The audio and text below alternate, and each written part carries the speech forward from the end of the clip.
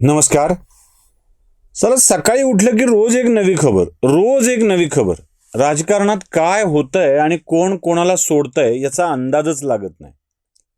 त्या न्यूज 18 लोकमतला एक बातमी दिली, पाठोपाठ बातम्या सुरू झाल्या की रोहित पवार शरद पवारांची साथ सोडणार.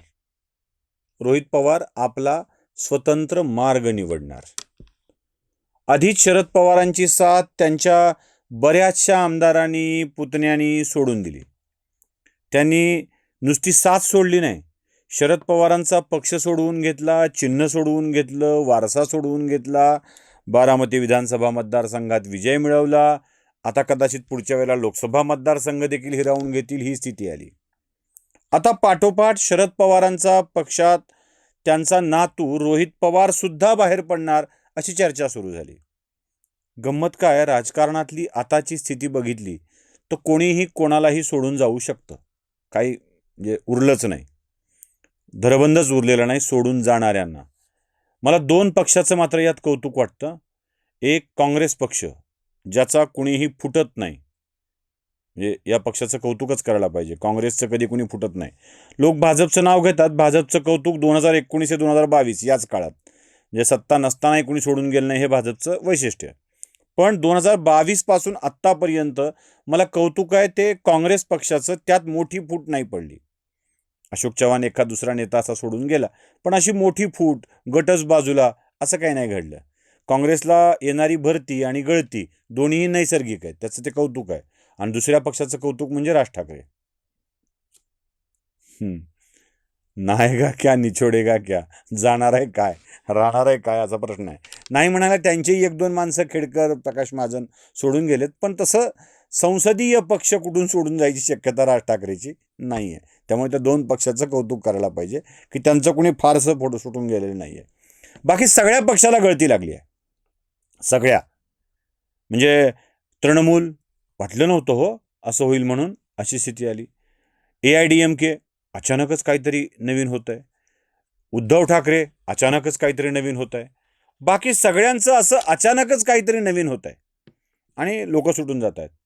म्हणजे शरद पवार जे लोकांचे फोडत होते त्यांचं फुटलं. आता शरद पवारांचा पक्ष पुन्हा फुटणार का आणि रोहित पवार बाजूला होणार का, हा प्रश्न आहे. आणि सगळ्यांना खूप बरं वाटतंय, बघा बरं होईल, बघा बरं होईल. झालं तर काय पवारांना झटका बसणार, सावधान, इथे हा विचार करू नका, अजिबात तसा विचार करू नका. शरद पवार किंवा रोहित पवार किंवा सुप्रिया पवार हे जेव्हा काही निर्णय घेतात तेव्हा त्या निर्णयाच्या बाबत एक नवीन खेळी असते. अर्थात या खेळी आणि त्याचे परिणाम काही वर्षापूर्वी महाराष्ट्राच्या राजकारणावर व्हायचे, पण ते आता होत नाहीत. आणि जेव्हा ते परिणाम होत नाहीत तेव्हा दुसऱ्याच्या खेळाचं गणित बिघडविणे आणि बदलविणे यासाठी हे डावपेच आखत असतात. त्यामुळं रोहित पवार फुटतायत, रोहित पवार बाजूला जाणार, या ज्या काही कल्पना आपल्या डोक्यात येत आहेत ना, त्या कृपया खऱ्या समजू नका. आणि जर रोहित पवार असा काही वेगळा निर्णय घेणार असतील तर त्यामागे शरद पवारांचं काही वेगळं डोकं असू शकतं. आता प्रश्न आहे, काय असू शकतं? म्हणजे आपण असं म्हणतो ना की काहीतरी वेगळा विचार असू शकतो, काय असू शकतो? म्हणजे आपणही कधी कधी पोलिसांच्या तपासात म्हणतात बघा की गुन्हेगाराप्रमाणे विचार करणारा पोलीस हा लवकर तो गुंता सोडवतो. तसं पवारांच्या डोक्यात काय चाललंय याचा विचार करण्यासाठी आपल्या डोक्याला कुटील पद्धतीनं न्यावं लागतं. आणि जेव्हा अशा कुटील पद्धतीनं आपण विचार करू लागतो तेव्हा यातलं सत्य बाहेर पडू लागतं, आपल्याला उमगू लागतं की काय होत आहे. एक लक्षात घ्या, आत्ताच्या घडीला शरद पवारांचा पक्ष NDA सोबत जाणार अशा चर्चा सुरू झाल्या. म्हणजे जयंत पाटील जाऊन विनोद तावडेंना भेटले. विनोद तावडेंच्या भेटीनंतर या चर्चा अधिकच रंगू लागल्या.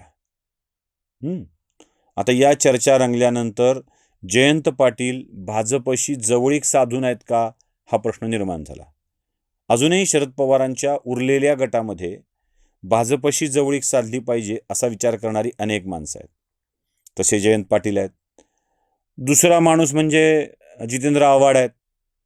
ज्यांना आता या सगळ्यात रस वाटेनासा झाला आहे, एकट्यानेच किती बोलावं, एकट्यानेच किती अंगावर घ्यावं, अशी त्यांची प्रवृत्ती आली आहे. ते जरा शांत होऊन बाजूला आपलं सभागृहात सुद्धा बघा असे त्याच्या गहिऱ्या भेदक नजरेनं बघायचे तसं दिसत नाही आहे. आपलं आपलं येऊन काय चाललंय हे बघणे, वेळ आला की बोलणे, निघून जाणे, हा प्रकार चाललाय. अशा वेळी शरद पवारांच्या पक्षातल्या काही लोकांचं लक्ष भाजपकडे जाऊ शकतं. चलो यार चलते असं ते म्हणू शकतात.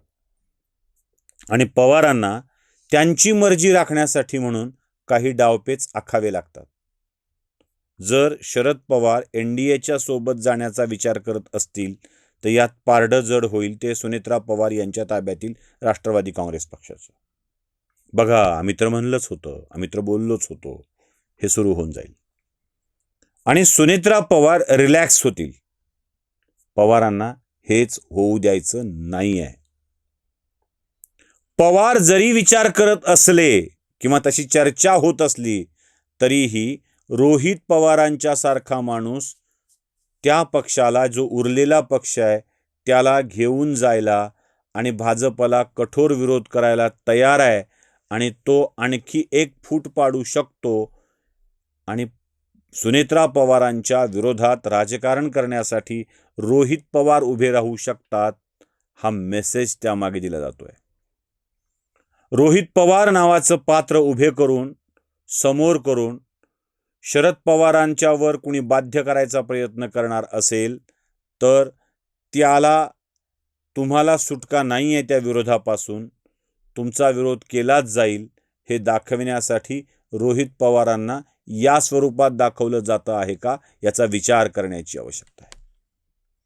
रोहित पवारांच्या या पवित्र्यामुळे 2-3 ठिकाणी बऱ्यापैकी चर्चा व्हायला सुरुवात होईल. रोहित पवार हे चाणाक्ष आहेत, म्हणजे फक्त आजोबांना विचारून भागेल असं नाही आहे. म्हणजे आजोबांचीच चौकशी केली, त्यांनाच पटवलं तर भागेल असं नाही आहे. हे रोहित पवारांनी मेसेज दिलाय. मैं भी हूं मैदान में, मलाही बोललं पाहिजे, हा मेसेज दिलाय. चाणाक्षपणा किती असतो बघा. एकनाथ शिंदेच्या केबिनला भेटले. जे कोणाला भेटले शरद पवार ते एकनाथ शिंदेच्या केबिनला भेटले. काय बोललं गेलं? एकनाथ शिंदेची केबिन जवळ होती म्हणून तिथे भेटले. जे कोणी विधान भवनात जातात त्यांनी जरा नीट तपासून बघावं. विधान भवनाच्या मुख्य प्रवेशद्वारातून आत गेल्यावर शेवटपर्यंत चालत गेलात, म्हणजे 2 प्रवेशद्वार आहेत. एक सीएम किंवा महत्वाच्या व्यक्तीचं प्रवेशद्वार सीएमच्या थेट केबिनकडे निघतं, ते कोपऱ्यातलं.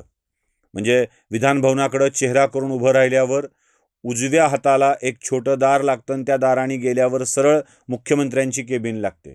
आणि मुख्यमंत्र्यांच्या केबिनपासून तुम्ही डाव्या हाताला चालत चालत त्या बोळकांडातून गेलात की शेवटच्या टोकाला उपमुख्यमंत्र्यांची केबिन लागते. कुठल्याही दारानं आत जा, कॅन्टीनकडचं दार वगळता. एकनाथ शिंदेची केबिन लांबच आहे, मुख्यमंत्र्यांची केबिन जवळ आहे. पवार एकनाथ शिंदेच्या केबिनमध्ये लांब चालत जाऊन भेटले. का? एकनाथ शिंदेच्या जवळीक साधत, एकनाथ शिंदेच्या सोबत पॅरलली असलेल्या सुनेत्रा पवारांना हा मेसेज होता, काही घडलंच, आम्ही आलोच, तर शिंदेच्या बाजूने उभे राहू, तुमच्या नाही. आहे ना ही गंमत? आहे ना ही गंमत? या गमतीचाच विचार केला पाहिजे बरं का. आणि त्याच वेळी, ज्यावेळी नेमके पवार विधान भवनात जातात त्यावेळी रोहित पवार तिथे अनुपस्थित असतात. मेसेज काय? रोहित पवार या सगळ्या प्रक्रियेला स्वीकारत नाही आहेत. त्यांची वेगळी वाट असू शकते आणि ती वेगळी वाट आमच्यासाठी अडचणीची ठरू शकते, तशी तुमच्यासाठी सुद्धा अडचणीची ठरू शकते, हा मेसेज आहे. त्यामुळं रोहित पवार सोडून जातील. मी खरं प्रत्येकाने सांगावं, रोहित पवार सोडून गेले तरी महाराष्ट्रात एक आम आदमी पार्टीसारखी पार्टी तयार होईल, बाकी काय होणार नाही. सुषमा अंधारे त्याही आता शिंदे सेनेत जातील की नाही माहीत नाही, कारण एवढं बोंब उठली आहे जाणार जाणार जाणार म्हणून. ते घेतील की नाही माहीत नाही. ते घेतले तर पुन्हा काय बोलायचं हा मोठा प्रश्न आहे. म्हणजे उद्धव ठाकरेंना शिव्या द्याव्या लागतील, एकनाथ शिंदेचं कौतुक करावं लागेल, ते करता येणार नाही. सुषमा अंधारेंना भाजप तर घ्यायची मला भाजपवाल्याचं काही सांगत नाही आम्ही, कारण त्यांचं कसं झालं आहे, ते भारतीय जनता पार्टी महाराष्ट्र प्रदेश कार्यालय या बोर्डाचं नाव बदलून त्यांनी ते प्रदेशच्या द्यायच्या जागी वेळ लावला आहे. महाराष्ट्र भारतीय जनता पार्टी प्रवेश कार्यालय असं त्याचं नाव आहे. ते कुणालाही देऊ शकतात. सब गंगाजल आहे हो, सब पवित्र कर देंगे अशी स्थिती आहे. त्यामुळे ते कुणालाही घेऊ शकतील. त्यामुळे तिथे जाणार नाही असं मी म्हणणार नाही. आवातोबा चुकलं माझं. पण आता सुषमा अंधारेंच्यासाठी एकमेव पर्याय उरतो, तो म्हणजे पुन्हा एकदा मी प्रचंड आशावादी, मी राष्ट्रवादी, पण यावेळेला राष्ट्रवादी शरद पवार असं म्हणावं लागेल. रोहित पवार यांना अशा अतृप्त आत्म्यांची साथ मिळेल आणि एकत्रितपणे सगळे महाराष्ट्रात नवा हल्लकल्लोळ करायला सुरू करतील. हे जे उद्धव ठाकरेंना सोडून जायचा काही लोक विचार करतायत, पुन्हा राष्ट्रवादीत नाराज असलेली काही मंडळी आहेत सुनेत्रा पवारांच्यावरती, जसे अमोल मिटकरी, काही नाराज असलेली मंडळी आहे, ज्यांना भाजपशी जवळीक करायची नाही आहे, ज्यांना काही मिळालेलं नाही आहे, अशी नाराज असलेली मंडळी, उबाठातील नाराज असलेली मंडळी आणि भाजपसोबत जायचंच नाही हा विचार असलेली राष्ट्रवादी काँग्रेस पक्षाच्या शरद पवार गटातील मंडळी, या सगळ्यांच्यासाठी रोहित पवार एक आकर्षित करणारं व्यक्तिमत्व म्हणून पुढे येऊ शकतात. आणि सगळ्याच्यात नाराज आणि भाजपकडं जायचं नाही अशा व्यक्तींना जवळ घेण्यासाठी रोहित पवारांचा वापर करता येऊ शकतो, हे चाणाक्ष पवारांनी ओळखलं आहे. आणि म्हणूनच रोहित पवारांचा नाराजीचा सूर आपल्याला दिसतो आहे. नमस्कार.